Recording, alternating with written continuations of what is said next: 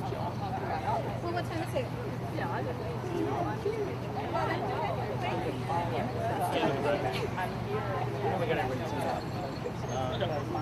We're starting in 5 minutes. Okay, we're starting in 5 minutes.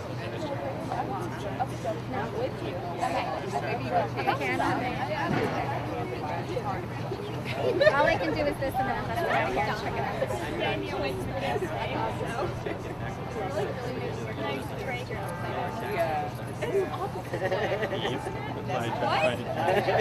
the event telephone. You're trying to take up holidays. Pretty grateful for this free. Yeah. But there's like a bus with we should take it. Yeah, so I guess I'll like grab at 10:30. I get to work at 9. We're sending it to Yeah, I will. Yeah. So I grew up in with my mom, and you really wish she was driving me for I don't want to say much right now because we have so like I haven't been able to be able to relocate. Yeah. I like my I don't know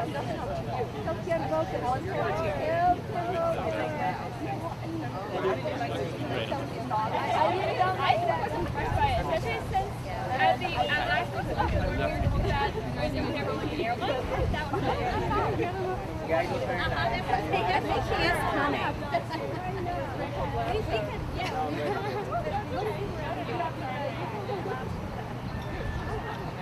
I told you last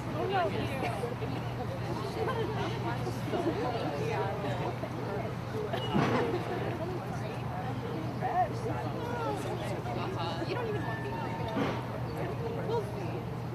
Let's take a look.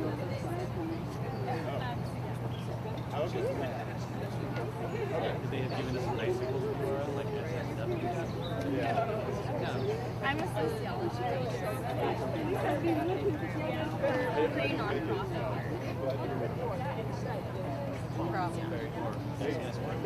So then it says we have yeah.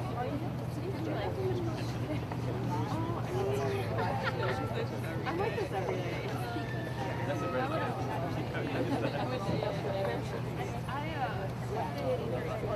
You start talking about time, Thank you.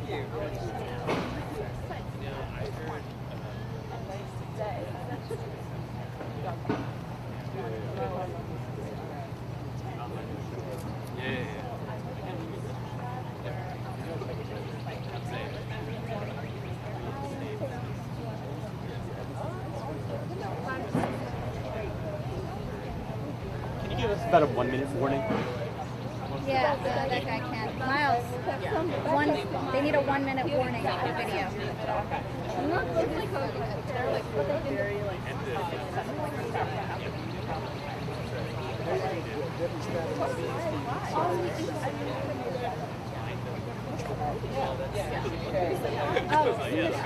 By the way, Brian, it's intentionally too dark to start just so I can make sure I get the captions. Yep. Just so when I zoom in.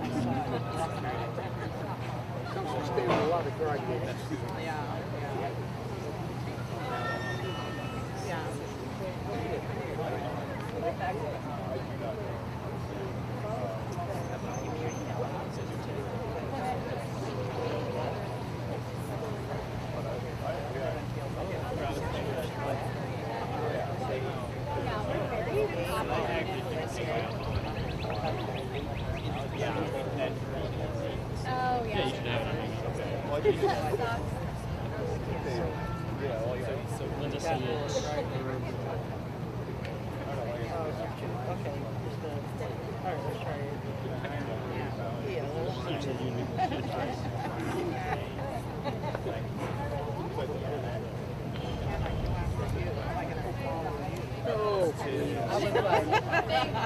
There you go.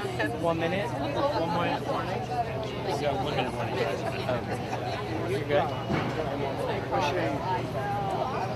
Tell me when a minute's up. No, but did they like see all like certified brands? Or like they just like thought it was really over? Siri, tell me when 1 minute's over.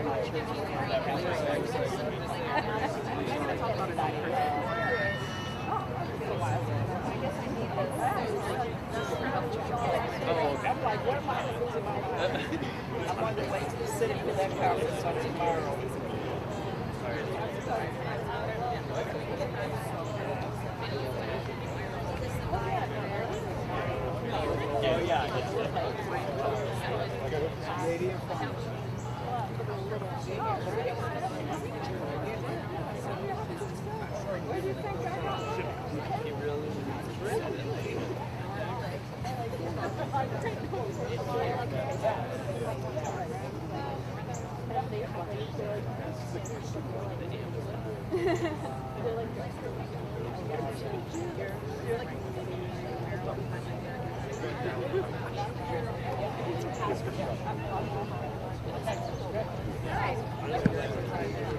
Hi, everybody. We're going to go ahead and get started. So gather round. We're all friends. Feel free to get closer. My name is Margarita George. I'm the Executive Director of Healthcare for America Now, HCAN, which a lot of you know is a national coalition of progressive groups that has worked together on Affordable Care Act, Medicaid, and many other issues. We're here today, though, because every day in this country, millions of people go without prescription drugs that they need because they can't afford the high prices set by the pharmaceutical companies. No matter where people live, what they look like, or what's in their wallets, the prescription drug crisis touches nearly everyone. And I was just saying to folks that I'm really tired today because my husband had transplant surgery. And, you know, so even myself, as somebody just brought it to my attention, yes, once he's done with the surgery, he will need a lot of anti-immune drugs to suppress his immune system so his body doesn't reject the kidney. In 2018, nearly 28 million Americans watched the cost of their medications rise over the course of the year. Pharmaceutical companies saw record profits and, of course, huge tax breaks because of the new Trump tax law. As we're going to hear today from people that have some direct experience with struggling to afford their prescription medications, that kind of price gouging hurts patients. It forces painful and unfair choices that can turn even routine illness into a life-threatening condition. The human cost of high drug prices is getting more and more attention as more and more folks step up with stories of impact. Today in Indianapolis, right outside of Eli Lilly, who a lot of you all know that brand, our allies at Healthcare Voter are launching a campaign that lifts up the voices of diabetics who are struggling to afford the insulin that they need to stay alive. We're going to hear from somebody from Affordable Insulin Now that's going to be launching their campaign later on today. A quarter of people with diabetes either take lower doses or skip doses altogether because they can no longer afford their insulin. Drug companies have tripled the cost of insulin, the prices of the four most popular brands of insulin just over the last decade.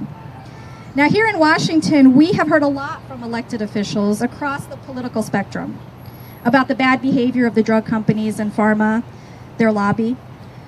The politicians have brought the CEOs, and we had some leaders in the CPC this morning who tried to, again, get the prescription drug companies to show up and explain their egregious behavior in price gouging patients and making a huge profit off of sick people. They've heard hearings, they've heard testimony about the causes and the impact of the crisis, and we've seen a lot of different kinds of policy proposals that address different aspects of the problem. But so far, what we haven't seen is any meaningful reform that would change the system and really tackle the underlying roots of the problem. The company's legal ability to leverage their monopolies to price gouge people.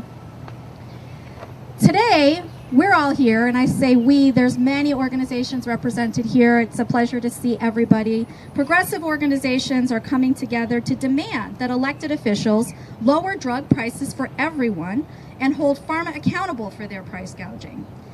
The time for tinkering, tweaking, half measures is over. We need to change the system itself to take control of our medicine out of pharma's hands and to rewrite the rules of this system to ensure that prescription medicines are treated as public goods so that everyone can access their medicine no matter where they are, what they look like, or what community they live in.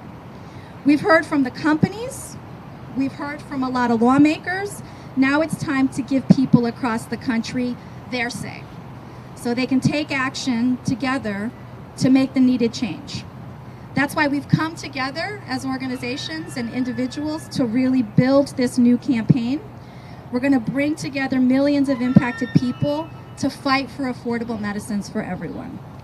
So now let's hear from some of these impacted people. I think I'm going to introduce you all individually and have you come up, and then we'll wrap up at the end. So first, let's have Valerie Jean Charles from Affordable Insulin Now. Hello everyone, I'm so happy to be here with all of you today. Thank you for coming out in such hot weather. We're gonna stick through it. As Margarita said, my name is Valerie Jean Charles, and I am honored to be here on behalf of Affordable Insulin Now. We started our campaign this year because we believe that no one in the United States should die because they cannot afford basic medication like insulin. Currently, there are approximately 30.3 million people across the country who are living with diabetes. Yet time and time again, it remains clear to all of us that enough is not being done to ensure that these people can afford the medication they need to live. So we are rising up and fighting back. Affordable Insulin Now is a diverse coalition made up of over 30 healthcare, faith-based, and social justice groups nationwide who have had enough of lawmakers in Washington pandering to pharmaceutical companies at the expense of human lives. We refuse to be silenced, and we refuse to accept these inflated prices as the new normal. We are standing in solidarity to send a message to drug companies and the lawmakers who cater to them. We are officially holding you accountable for rigging the system to inflate drug prices. In 2016, Donald Trump campaigned on the promise to lower drug prices. Today, we know we can add this to the mounting pile of lies he has served the American people. Since Trump took office, the American people have watched in dismay as the cost of prescription drugs continue to skyrocket. Under the 2017 GOP tax scam, pharmaceutical companies have evaded billions in taxes, while the average American's tax refund was 8% less than previous years. In fact, the GOP tax scam saved the wealthiest pharmaceutical companies $76 billion in taxes. Eli Lilly, a company we all know, paid $0 in federal taxes last year. But it doesn't even end there. Trump has gone so far as to nominate the former CEO of Eli Lilly to head the Department of Health and Human Services. A man who has made his fortune price gouging is now responsible to defend patients across America. Once again, we are seeing the length a wealthy few will go to rig the system in their favor. This isn't just bad politics. This is morally corrupt, and it threatens the common good. Plain and simple, price gouging kills patients. When people cannot afford medicine, they often make the painful choice of either rationing what they have or going without altogether.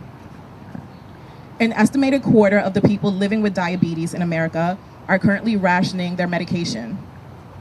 So they're either taking less than the prescribed amount they need or not taking their medication as often as they need. As a Black woman, I know that my people are twice as likely to die from diabetes than white people. This is entirely unacceptable. I am standing here today for them. I am standing here today for my mother who is pre-diabetic. I am standing here today for the communities and people our lawmakers continually to write off as not deserving a real shot at life. And I am also here today to say America cannot be great until it takes care of all its people and not just some. We need affordable insulin now, and we will not stop until we get it. As an activist, I urge you to listen to the speakers who are coming up after me. Listen to their stories, remember their faces, and then join us in this fight to save lives. Together, we can send a message to our lawmakers and to pharmaceutical companies that they have officially been put on notice to do and be better. Thank you. Thank you, Valerie.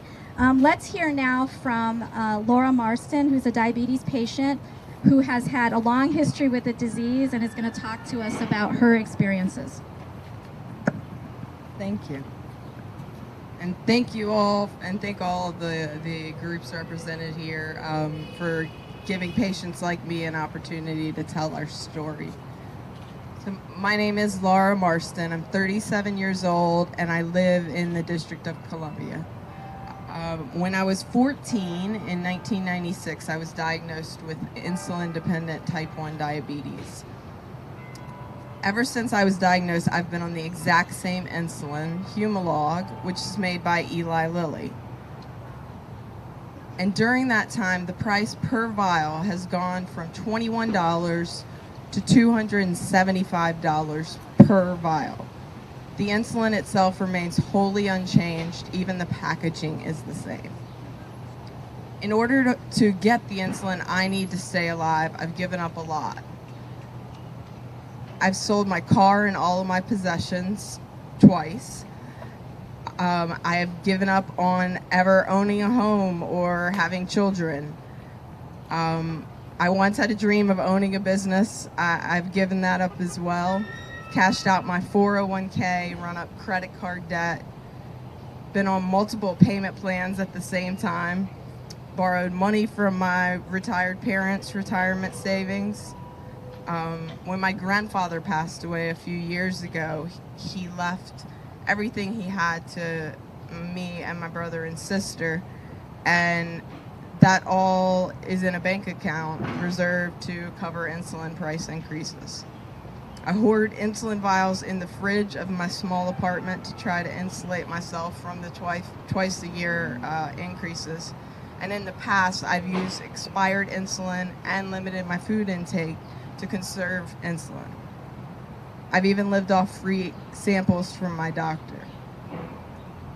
Over the past 23 years with type 1 diabetes, I've gotten used to the needles, the pricks, and the injections, which, for the record, over 25,000 to date. But I will never get used to being price gouged in order to stay alive.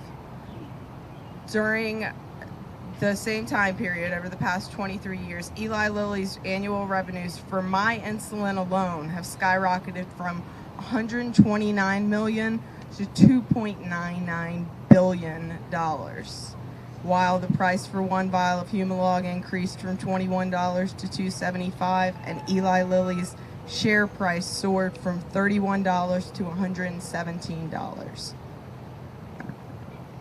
Patient advocates like myself and the groups represented here have collectively raised our voices to establish insulin price gouging as a sort of poster child for outrageous drug prices.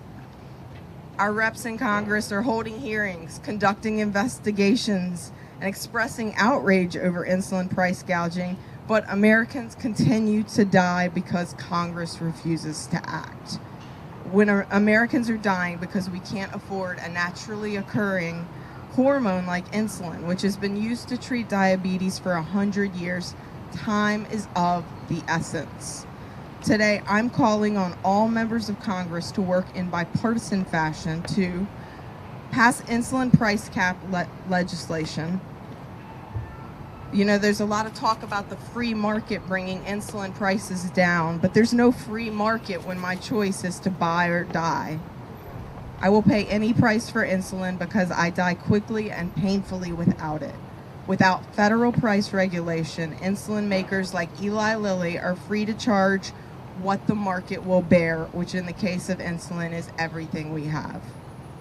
I'm also asking Congress to consider government manufactured insulin, cut out the profit margins completely, and provide insulin at cost to Americans. And at a minimum, put pressure on the FTC and the DOJ to enforce existing price fixing and antitrust laws against the insulin oligopoly. And finally, please stop taking money from insulin makers, Eli Lilly, Novo Nordisk, and Sanofi. That money is from my no longer existent retirement account. That money is money I've earned that's been taken from me for the privilege to live another day. Stop using it to fund your campaigns. Stop falling for the formal lobbying routine. You were voted into office to represent patients, not corporations. And I'm asking you, for my life and the lives of 7 million other Americans who rely on insulin to live, to do your jobs. Thank you.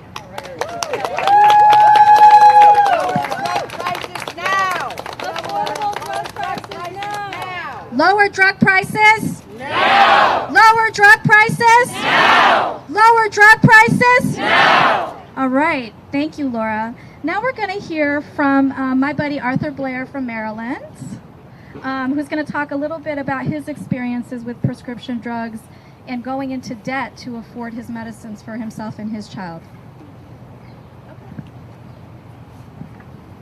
Hello, everyone. My name is Arthur Blair, and I am a member of Spaces of Washington, D.C. Speak right into maybe a little bit closer to you. Hello, my name is Arthur Blair. I'm a member of Spaces of Washington, D.C. We are also affiliate with the Center for Popular Democracy. I am here to share the impact of my experience with prescription drugs costs. I hope it will shed some light on why Congress and the President need to take serious steps to hold drug companies accountable for price gouging for people like me. When I was 56 years of age, I became disabled and became unemployed as well. And a short time later, my son became disabled too. Because I was unemployed and disabled, I had no insurance and was being treated in emergency rooms and had to pay the medication cost for both me and my son. I felt the impact of this cost immediately. It took away my ability to keep up with my mortgage, maintain a healthy diet, and properly take care of myself and my son. And yes, I did lose my house. The cost for a bottle of 10 to 20 pills was $50 to $70 a bottle. When you are taking 3 or 4 prescriptions daily and need to do so for the foreseeable future, the cost is enormous. In my case, around $300 or more a month. And that was just for me.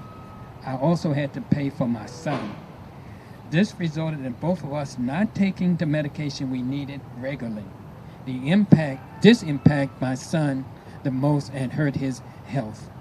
No family should have to choose between paying the medication and paying for medication and paying for food, between paying for medication and paying a mortgage. High drug prices make it hard for families like me and me to survive. I am asking Congress to act to create a fair system so prescription drugs are affordable for everyone who needs them. Thank you. Thank you, Arthur. Let's hear now from Ken Peace, who's a senior from Virginia, who's got a thyroid condition and is going to talk to us about his experience.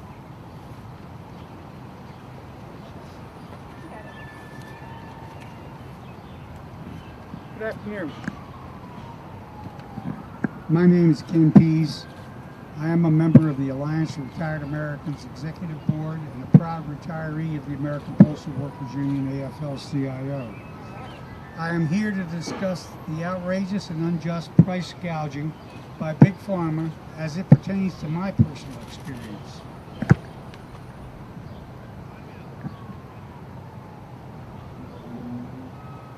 Price gouging that not only affects me and other seniors, but as you have heard from previous speakers and others that will follow me, at the age of 76, I am an individual who has undergone triple bypass surgery, suffered an aortic aneurysm, collapse of both lungs, 1/3 of my right lung removed.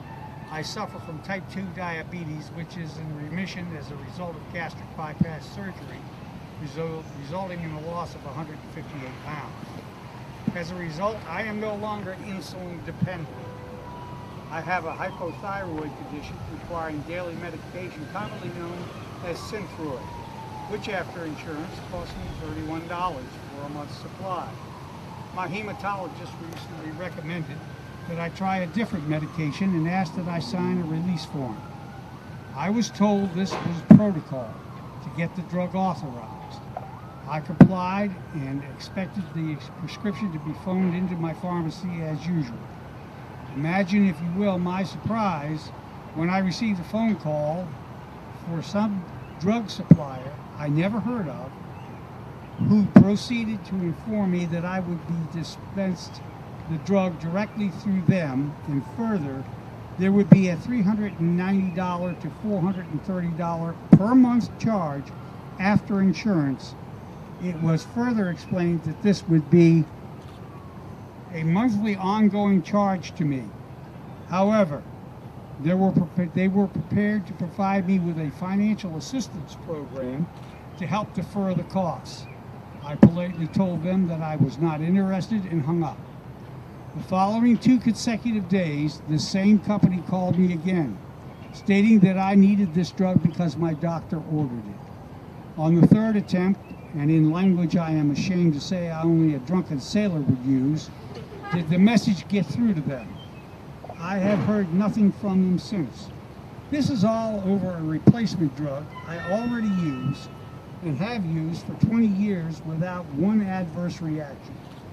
Big Pharma did the same thing to me once before. For years I have suffered from gout.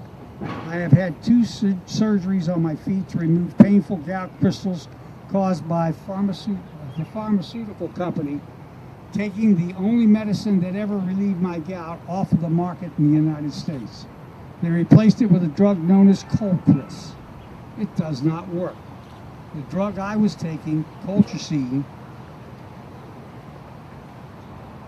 that's this drug right here, was no longer available in the United States. I researched the Canadian pharmacies and found my colchicine was available with a doctor's prescription. I was able to purchase a 3-month supply for less than $100, but my insurance company will not pay. I pay out of pocket. And it is still less than the Colchris that I was taking for after insurance. In closing, let me say, all of this is based upon the greed of a few and at the expense of many. I have 6 children, 6 grandchildren. They don't have the good health insurance I and my wife have, and we worry.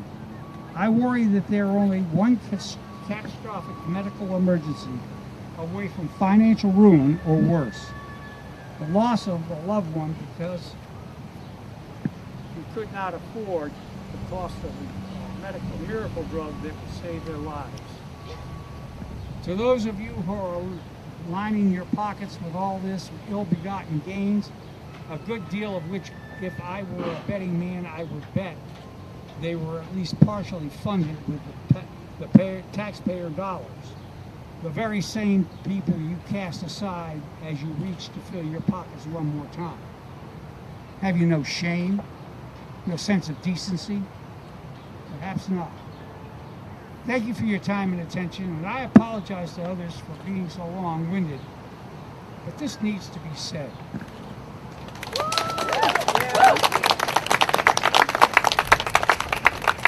Thank you, Ken. You know, as I said at the beginning, we have heard a lot. This issue has gotten a lot of attention, and it's certainly gotten a lot of attention from the president. And I don't know if y'all recall that President Trump promised that he was going to take sweeping action. Those are his words, sweeping action to reduce drug costs for seniors. Now, we just heard from a bunch of folks that even some of the, when Arthur spoke, he talked about trying to pay for his own health care and his son. So we know that this is a problem that impacts far beyond seniors, but certainly seniors are struggling given that there are no limits on out-of-pocket costs for medicine and Medicare. Yet, despite all the lip service, we are not seeing any meaningful action. And I'm going to invite Desiree Hoffman from the United Auto Workers to come up and talk about some negotiations happening behind the scenes that could actually make things even worse, as bad as they already are. So, Desiree, please join us. Thanks, Margarita. Hi everyone, how you doing in this hot weather today? I see a lot of friendly faces, healthcare voters back there, nice t-shirts, I'm gonna grab one later. CPD and Public Citizens, Social Security Works, SEIU is here, I see SEIU, Alliance for Retired Americans, and many, I guess like a lot of people there.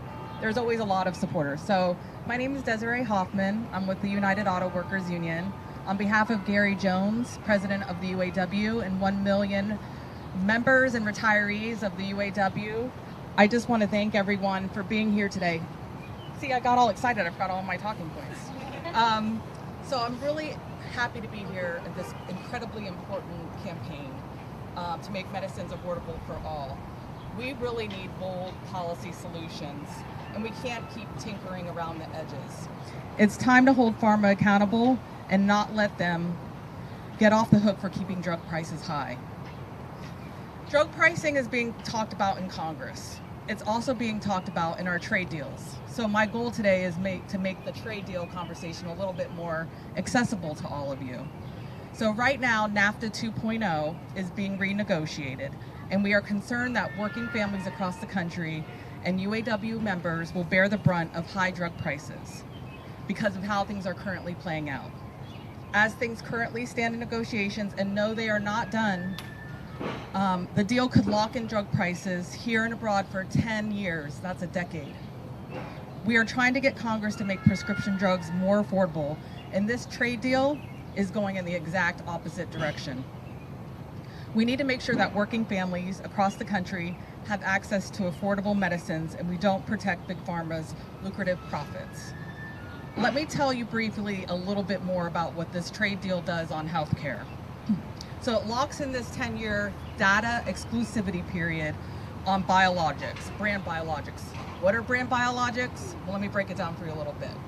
Brand biologics are advanced drugs that are created under complex processes that use living cells. Yes, I looked that up.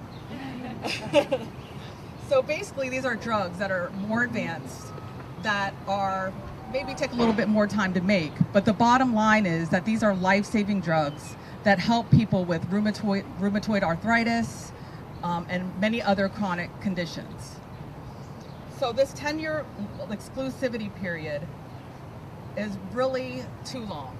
We need to knock that down, because if you think about it, it's going to prevent generics from coming into the market.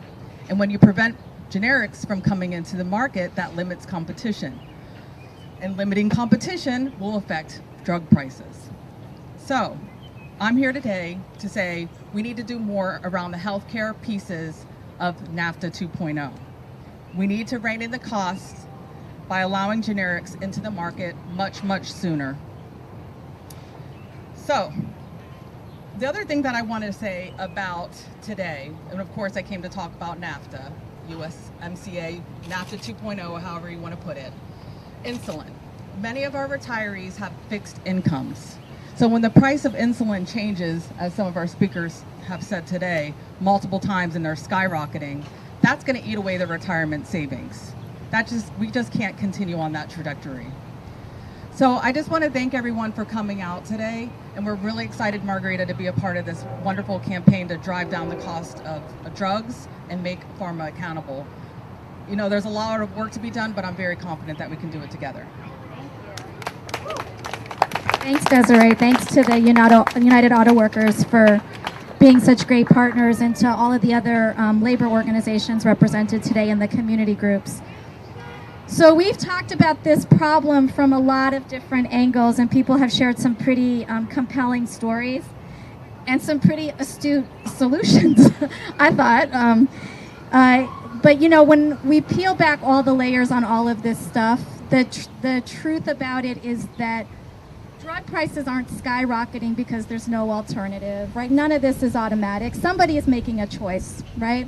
The prescription drug companies are making a choice to force people to choose between food and insulin. They're making a choice to take away affordable medicine from people who they know could die if they don't get that medicine. And legislators that work behind me and all over Washington, D.C. and in the states, they are making a choice to not take the action that we know is required to make things better. And when we start talking about choices, we should talk about moral choices and what is right, because it seems to me fairly obvious what the right thing is to do. Reverend Andrea Alexander is here. She's the Associate General Secretary of the National Council of Churches. I haven't heard the Reverend speak before, but I imagine she is a lady that has a lot to say about moral choices. Hello. As I stand here, hearing all the stories, yes, I have my own. I don't know what the statistics are, but I'm going to just reach and say that there is not a household in this country that's not impacted by healthcare issues.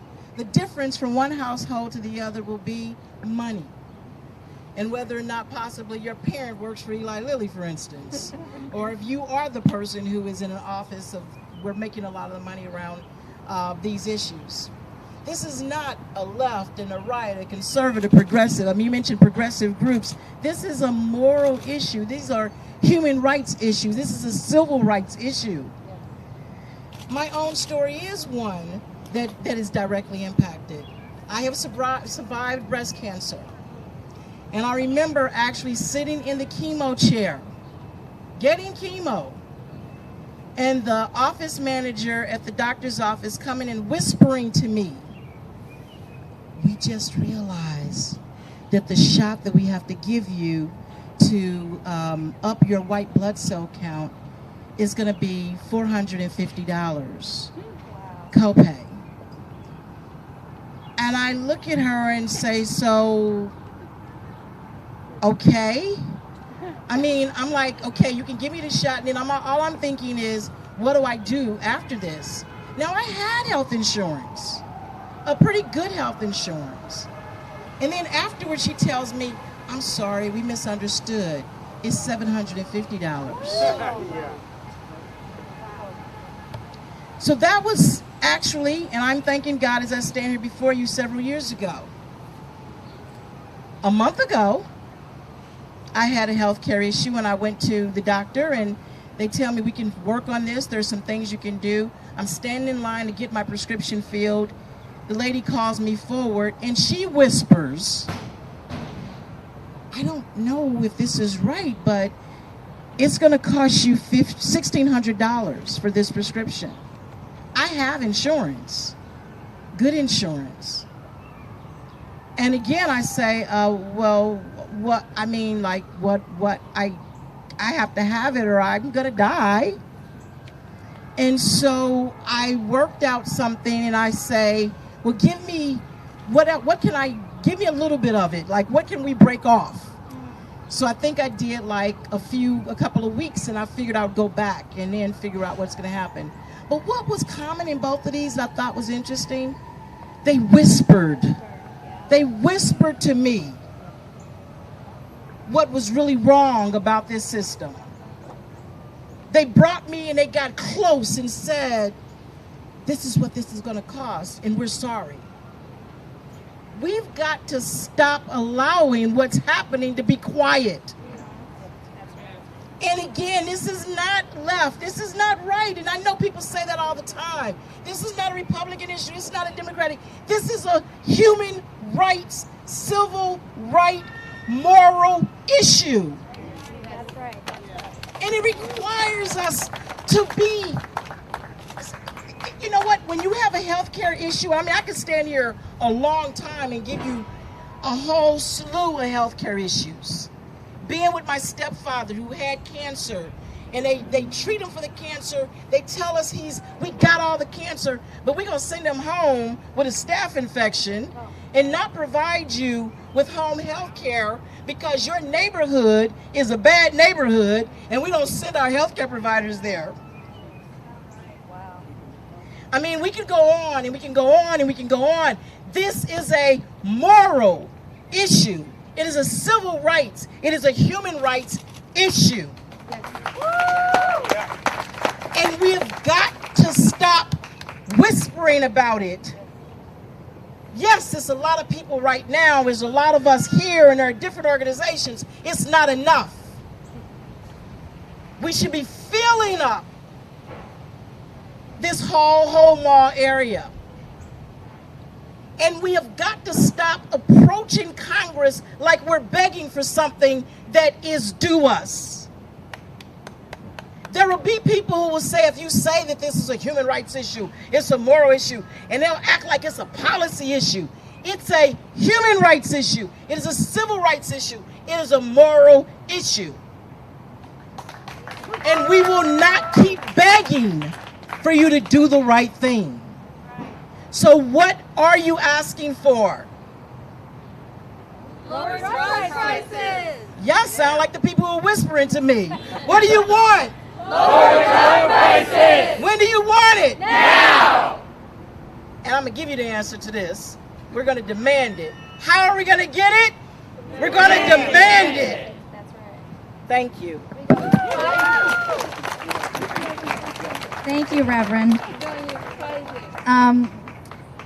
You know, we've heard from great speakers. I think everybody has made a great point, and I think, like Reverend, you know, I think God is on our side on this one, folks. I really do, right? This is, you've heard a number of people say it. This is not about policies. It's just about what's right, and we should not be whispering. We should demand the change, and we should do it doubly because, remember, notwithstanding what the prescription drugs say and the fact that they act like they're doing us a favor by price gouging and then giving us a coupon or a rebate, like we should be super grateful for that rebate after they jacked up the price so that nobody could afford it. Most of these drugs are developed with public resources. So we have a situation where we ought to feel emboldened. Our taxpayer money funds a significant portion of research and development of prescription drugs. The National Institutes of Health, a government agency, contributed funding to every single one of 210 drugs approved by the FDA from 2010 to 2016. So that really will make your blood boil, because not only do they have monopolies, and does that give them the right to price gouge us and price us out of our medicine, we are paying 3 times, friends. We are paying to help develop these drugs. We are getting gouged when we go to the CVS. And then we're paying again for the big fat tax breaks that these companies are getting at the expense of our healthcare, our education, our roads, our public services. Right? All we have done is pay and pay and pay. And it is time for lawmakers to insist that the right thing be done for us. Because at the end of the day, it's our country, it's our money, it's our health. We have every right, exactly as the Reverend said, to demand the change that we want. This campaign is coming together to make it happen. It's fantastic to be, again, you know, as the director of HCAN, I have for many years worked with many organizations, CPD, People's Action, AMSA, all the labor unions, SCIU, AFSCME, the AFL-CIO, the retirees, and many, many more. And it is going to take all of that, plus millions of additional people across the country stepping forward, not in a whisper, but in a shout. And so we have to commit ourselves to that, and I think whoever said, let's put people on notice, absolutely. It is time to put people on notice. It's time to change the system to work for people instead of just profits, instead of turning over our investments so that they can price gouge us, so that we still are in a situation where we can't afford to take care of ourselves and our families. We can do it by working together, we know it. But we also know one thing that's really important, and I thought it was so great to do this event on the day that our friends at Affordable Insulin Now are launching their campaign very smartly, I think, at Eli Lilly. Take the fight to the opposition. Let's not make any bones about it, right? They're not with us. They need to be held accountable. It is going to take every single thing that we can do in Washington, D.C., and a lot more that we are going to do in the states. Because at the end of the day, millions of people across the country are going to step up and take action in those states. And we know from all the work that we have done in Washington, D.C. over the years, that's where you're really going to get legislators' attention, is back home. They love it here, right? They're in the white building. They're all like, whatever, hi, little people. But they can't escape when they're back home in district, in your neighborhood and my neighborhood. So our effort is about really building the big game on the outside, engaging millions of people. We know that is what it's going to take. We'll demand that every lawmaker show which side they are on, because I agree, it is not a Republican or a Democratic issue. This issue is purely about whether a lawmaker, an elected official that gets paid with our money and is supposed to work for us, is on our side, or are they on the side of pharma? There's only two sides, and it's not Democrat or Republican here, friends. It's our side or their side. So we need to demand that every lawmaker demonstrate, are you on the side of your constituents? Are you on the side of all the folks that have spoken, Valerie, Laura, all the folks, Arthur, all the folks back home, or are you going to keep siding with pharma so you can collect your campaign contributions and you can let profit be the deciding factor on people's lives? That is why we're here. It's just the beginning. We're so excited to be working with everyone. I appreciate everybody coming out in the middle of the day, standing in the hot sun. Go get some shade and some lemonade. Thank you. Have a good day.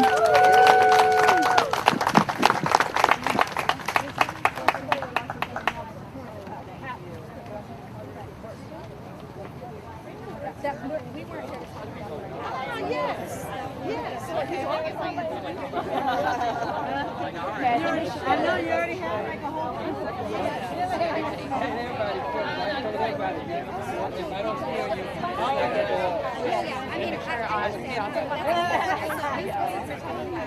It was just to say groups are coming. Well, I mean, we're